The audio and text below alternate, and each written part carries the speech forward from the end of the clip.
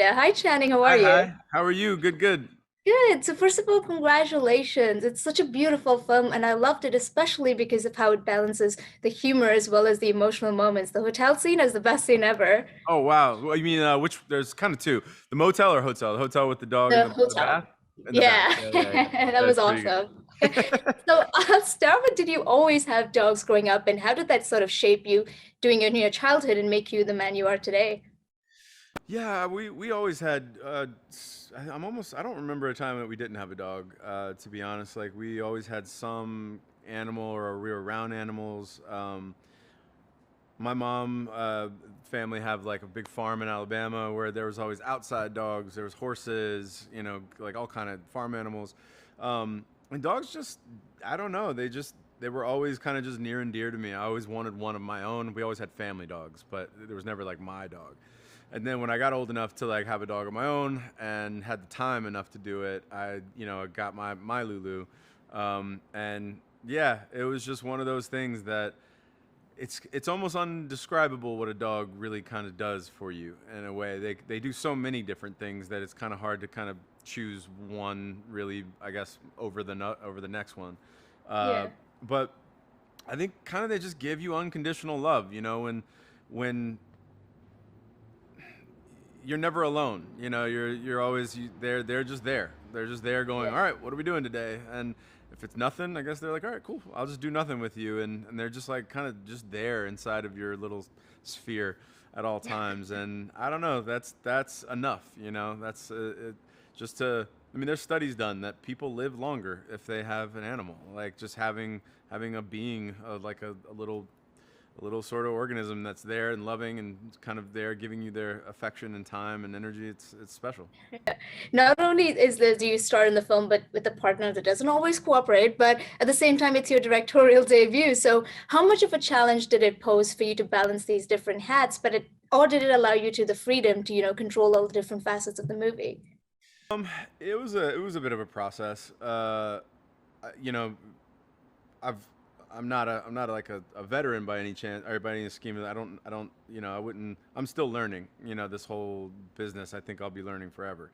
But I've been on a lot of movie sets now, at least, and I got to learn and watch how some of the best directors in our today making movies do it. And you think you're all right. You've cherry picked all the things from all the different people that you're like, all right, I think I know how I would like to direct. But you can't really know until you get there. And then when you get there and you just sort of do your best. I think that I don't know if I wore all the hats very well, to be completely honest. I think I would not have been able to do it without my buddy Reed, without my creative partner that was my co-director. Um, yeah, we didn't have enough time for me to even go back and look at the monitors very much. So it was just catching what catch can, and we were just trying to make a movie. So Yeah. the fact that we finished and I'm proud of the movie is a win in my books. I hope people see it and enjoy it. Yeah, definitely enjoyed it. It's really well done. One of the things that Reed said that whatever's connected you with the two of you with your experiences in life has always pointed you towards road movies. That's some of your favorite kinds. Yeah. So, what are some of the road movies that sort of self-influenced you, especially with this one? I know Reed always says Blues Brothers, but mine is always Last Detail. That's like my favorite road movie. What other good road movies are there? Yeah, I mean, I just love anything where it's like you got to get to point A to point B, and then because what's really it's an easy structure in some regards. Like you just like point A to point B, but you know that they're gonna get knocked off You just put obstacles in their path as much as possible and watch them navigate it, knowing that you're just got to get to one place, and that's your main goal.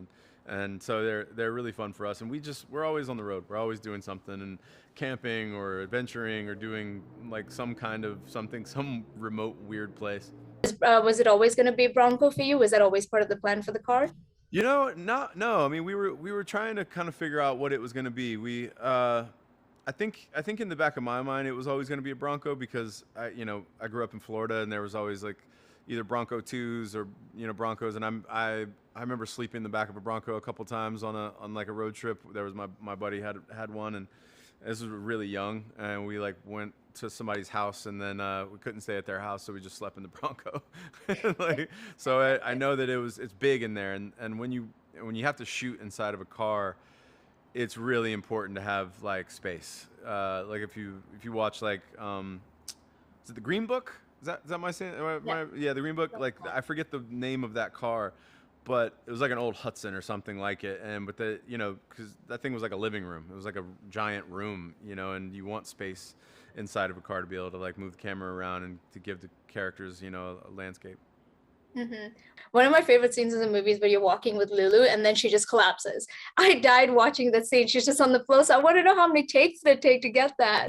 I think we were both pretty tired, so that one weirdly wasn't a hard one to do. Like the only thing that was difficult about it was to get her to put her head down. Like I think she kind of just wanted to keep looking at her trainer, and when she wants to look at her trainer, she kind of puts her head up. So we needed her to like fully put her head down and like kind of relax.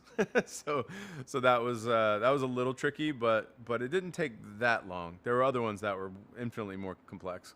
Which was the most complex one to get on screen? Anytime like if you're gonna ask the dog to do like one thing, that one was a pretty consistent. We could do that right. Anytime you start adding, we're like, all right, we want her to pick this up and then walk to her mark. That's two things now. If you want her to pick things up, walk to her mark, and then walk out, you're now in like no man's land. Like you're truly, you're just like praying on a prayer that she does it, and does it in a take that you're even half decent in the take, like with your acting. So Awesome. I have to ask Grey's Anatomy. I love the series and I saw it on screen and I've never seen McDreamy or McSteamy included in any movie before. So how did that come about? I was like, that is oh, that's that is actually a real life story from one of our rangers. This guy Trent. His in our documentary, he even says that she's like she loves her Greys. Leica, his dog. She's just like three-legged war hero dog. She's so cool.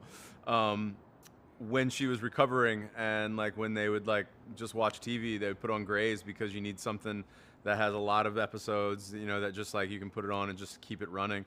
And she apparently loved Grey's Anatomy, so we put it in the movie. I love that. I love that scene. Yeah. The I Love Me book, if you created one for your new pup, Brooklyn, what would that book look like? Uh, be kind of empty. Be kind of empty so far. Those books for the military soldiers and the dogs, like they do so much, and then there's just like normal stuff like medical stuff in there and whatnot. But it would probably have a bunch of medical stuff, any pictures and whatnot that we've like done activities and stuff like that. Rook's actually I'm sharing time with my buddy Aaron and him, so because on the movie when I got Rook, my buddy Aaron was training me and he was like kind of more taking care of Rook because I was working and directing a movie. That they bonded almost more than I got a chance to even bond with Rook. So I was like, he's kind of your dog, and he's like, yeah, he kind of is my dog. So I still have Cutie, this other dog that I have. Yeah, that's awesome. I love the fact that you have some road trip playlists in the movie. So I have to ask, what are the top songs on your road trip playlist? I'm really loving like I don't know what genre it's called. I think it's like either Afro pop or something. There's WizKid.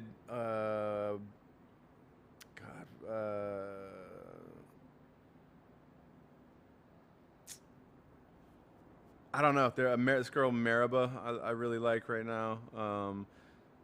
Yeah. That's awesome. Well, thank you so much for the chat. It's been a pleasure. Lovely talking to you. And again, wishing you all Lovely the talking to you too. best. Thank you so Thank, much. You're so sweet. thank you. Cheers.